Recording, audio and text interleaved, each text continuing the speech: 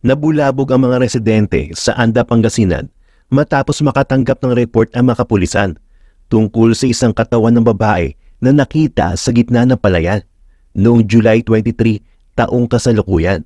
Naagnas at kalunos-lunos na ang kalagayan ng katawan ng babae na kinilala bilang si Lowelyn Cañedo, 22 years old. Pero 3 araw bago madiskubre ang kanyang katawan, ay napabalita ang inireport ng kanyang mga magulang ang kanyang pagkawala. Paano nga ba nauwi sa madugong krimen ang simpleng paglabas lang sana ng dalaga kasama ang kanyang mga kaibigan? Sino dapat ang idiin sa kasong ito? At ngayon, ilang buwan na ang nakalipas, ay patuloy pa rin hinahanap ng mga alagad ng batas kung sino nga ba ang tunay na salarin sa nangyaring krimen sa dalaga. At yan ang alamin natin sa JP Amazing Stories.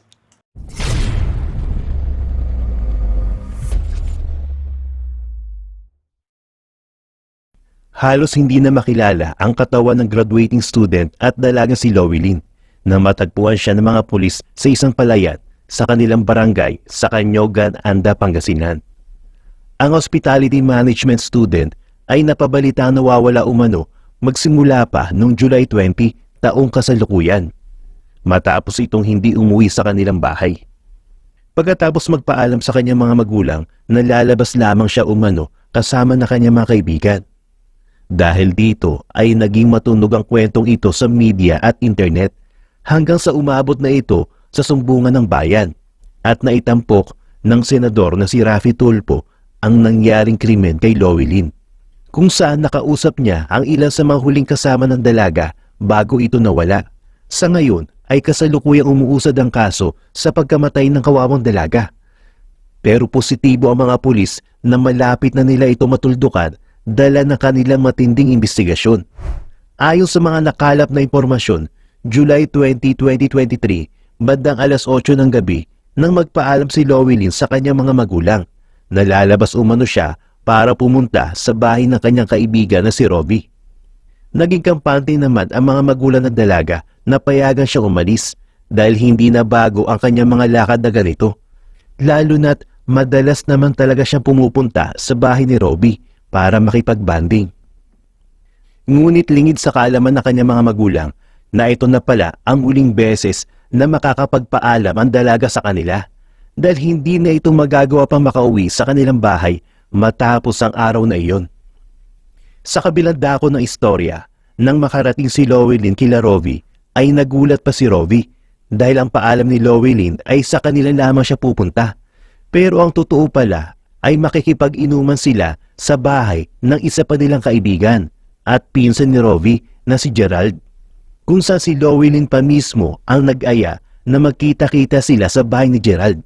Ayon sa mga salaysay ni Robbie, ay wala umanong kakaiba nangyari sa inuman nilang tatlo ni na Lowelyn at Gerald.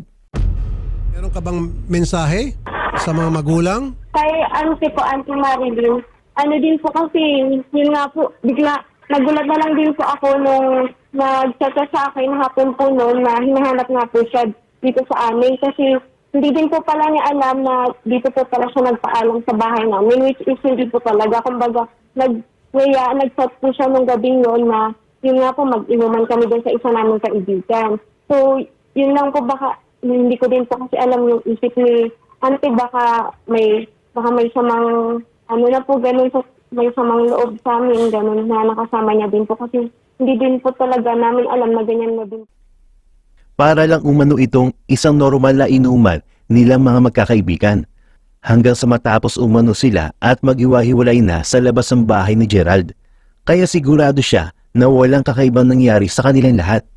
Kaya laking gulat din niya umano sa napabalita ang mapait na sinapit ng kanyang kaibigan.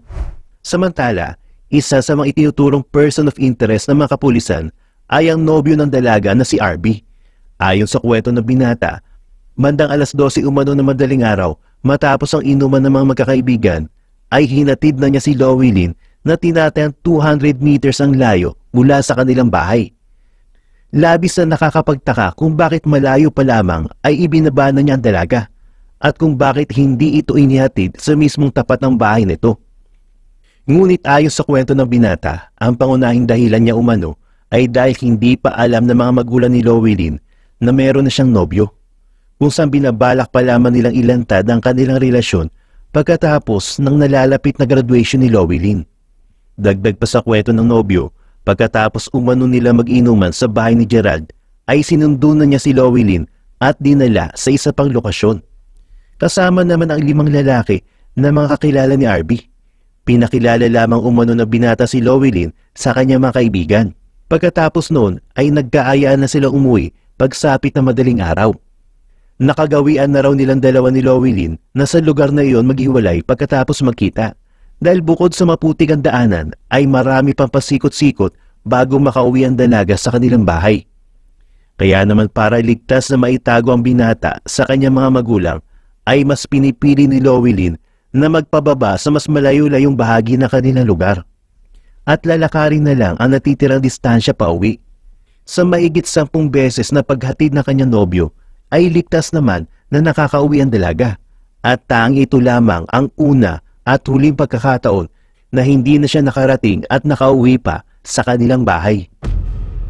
Matanong ko lang, curious lang ako. Of course, sabi mo nga, ayaw mo malaman ng mga magulang. Pero hindi mo ba naisip na hating gabi at nakainom itong girlfriend mo, sana man lang hinatid mo ng kahit mga 10 metro. Sabi mo pala, paliko-liko. Sabi niya po kasi, sir, dito na po ako. Tapos hindi rin po naman kasi namin alam na ganito, ganun yung mangyari, sir. So siya may request na wag na siyang hihatid sa pinakapinto. Okay. So, nung iwan mo siya doon, nakainom na siya, nag-goodbye siya, nag-goodbye ka sa kanya, umalis ka na. Yes po, sir. Wala ka napansin ng mga CCTV camera sa area? Wala pong CCTV daw dun, sir, malapit. Okay. Sabi ko pa po sa kanya, chat mo ako pag nakauwi ka na. Tapos pagdating ko po ng bahay, tinawagan ko pa po siya, sir, wala na pong sumasagot. At sa pagpapatuloy ng salaysay ng binata, pagkatapos umanong mahatid ang dalaga sa kanilang destinasyon, ay nagpaalam na ito sa kanyang nobyo at ganun din naman ang ginawa ni RB. Nagbilin pa umanong binata sa dalaga na mag-chat sa kanya pag nakauwi na ito. Pero mas nauna pang nakauwi si RB, habang wala pa din siya natatanggap na mensahe mula kay Lowelyn kung nakauwi na nga ba ito. Dahil dito ay sinubukan niya bang tawagan ang telepono na dalaga, pero wala na raw umanong sumasagot sa kanyang tawag noong mga oras na yon. Samantala, ang isyong ito ay pinagtuunan din ng pansin ni Raffy Tulfo. Nakausap ni Raffy Tulfo si Colonel Jeff Fanged na siyang nangunguna sa investigasyon. Yes, sir. Colonel, medyo kahit papaano good news to sa mga magulang ng biktima dahil 60% daw po mukhang masusolve na yung case. Tama ho ba? Opo. May mga person of interest na tayo at hinihintay lang natin yung mga ibang scientific na mga magsusupport sa kagaya ng mga DNA. may mga nakuha. Yes, mga DNA and other ang effort lang natin ngayon po is yung ma-convince yung isang witness na magsabi na ng totoo. Kaya sa coordination natin sa ating butihing mayor magbibigay ng reward para talagang yung iba pang mga witnesses ay lumabas at tumulong sa pag-solve ng kaso. Very good. Ginagawa na umano nila ang lahat para mapalutang ang iba pang mga witness na posible pang makapagbigay ng impormasyon para sa ikabubuti ng kaso. Nakipagtulungan na rin umano sila sa mayor ng bayan para magpaabot ng reward sa mga witness na maaaring makatulong sa kaso. Meron din sila umano mga witness na kinakausap at kailangan na lamang nila kumpirmahin ang mga salaysay nito para mas makatulong na maging konkreto ang mga ebidensyang hawak nila sa kasalukuyan. Sinubukan ding alamin ni Tulfo ang ilan pang detalye sa mga posibleng kinahinatnan ng dalaga sa naturang interview, tulad na lamang ng anggulo ng mga posibleng manliligaw ni Lowelyn bukod sa kanyang nobyo. Mga kapitbahay na maaring may pagnanasa sa dalaga o kaya naman ay ilan pang mga tao na pwede konektado sa nangyaring krimen na ito. Dahil dito, sina Gerald at 5 kaibigan ni RB ay ipinalagay ni Tulfo as person of interest para sumailalim sa mas malalim pang investigasyon. Ayon naman sa mga pulis, ay isang tao lamang umano ang sangkot sa krimen na ito at hindi nila binibigyan ng pansin ang posibilidad na maaari pinagtulungan ng dalaga. Lumabas umano sa autopsy nito na ang sanhin ng kanyang pagkamatay ay ang pagtama ng mabigat na bagay sa kanyang ulo, hematoma o pasa sa mga hita at ang malaking posibilidad ng pananamantala.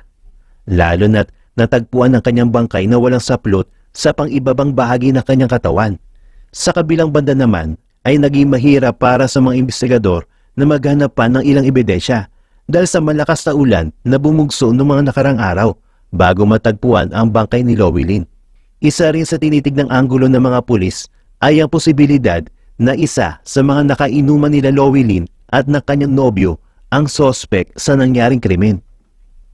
At doon siya nadali o random? Sa assessment po kasi namin, may isa tayong person of interest na kainuman nila tapos naunang umuwi. So, ang pagkasabi nila, ilang beses daw, doon talaga siya nagpapahatid sa location na yon. Kasi nga, papasok sa bahay nila, medyo maputik, ano? Tapos maulang kasi nung time na yon. So, yung POI natin dito na isang tinitignan natin, alam na niya na ganun yung gagawin ng victim. So, possible na inabangan na. Okay. So, planado. Opo. Ito ay sa kadahilan ng isang common knowledge na sa kanilang mga kakilala kung hanggang saan inihatid ni RB ang dalaga. Ang sinasabing kainuman ay mas nauna umanong umuwi kaysa sa kanila. At ang hinala ng mga pulis ay maaring inabangan nito ang dalaga sa kalsadang malapit sa kanyang binababaan. At dito niya ginawa ang krimen matapos makaalis ni RB. Pero wala pa rin kasiguraduhan ang suspetsang ito at pawang teorya pa lamang ng mga pulis. Sa kasalukuyan ay patuloy pa rin na nakipagtulungan si RB at Rovi sa mga pulis para na rin sa mga magulang ng dalaga. Patuloy naman ang investigasyon ng mga pulis kung saan pinaniniwala ang nasa 40 hanggang 60% ng solve ang kasong ito. Hawak na umano ng mga pulis ang pangalan ng mga posibleng sospek at hinihintay na lamang nila na merong mag-match sa mga DNA samples na nakuha nila sa kanilang pag-iimbestiga. Isang masakit at nakakatakot na trahedya para sa pamilya ni Lowelyn ang malagasan ng anak na sana ay makakapagtapos ng pag-aaral. Magsilbi sana ng aral para sa mga bata na walang masama sa pagsasabi ng totoo sa kanilang mga magulang. Lalo na kung nasa sila at kung sino ang kanilang mga kasama sa tuwing lalabas ang bahay.